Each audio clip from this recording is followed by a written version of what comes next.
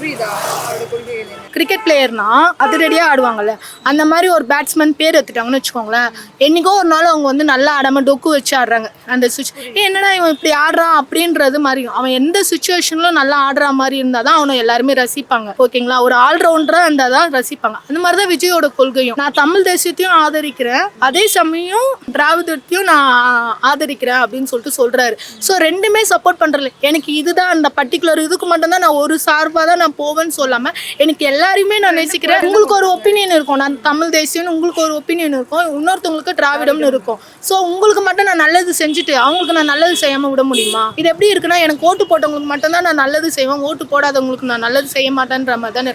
அந்த மாதிரி தான் அவர் வந்து எல்லாத்தையும் நேசிக்கணும்னு நினைக்கிறாரு. எனக்கு இந்த கடவுளும் வேணும், அந்த கடவுளும் வேணும், எல்லா கடவுளும் எனக்கு ஒரு மாதிரி தான் அப்படின்றாரு. அது தப்பு இல்லைல்ல. ஸோ அது என்னை பொறுத்த வரைக்கும் நான் ஒன்று தான் அப்படின்னு சொல்லி ஒரு இதுலேயே நான் அடங்கி, ஒரு இதுக்குள்ளேயே ஒரு குறுகிய வட்டத்துக்குள்ளேயே நான் இல்லாமல் எல்லாத்தையும் நான் நேசிக்கிறேன்னு சொல்கிறது நல்ல விஷயம் தான். அந்த மாதிரி பண்ணுறவங்களுக்கு நம்ம ஒரு டைம் சான்ஸ் கொடுத்தாதான்.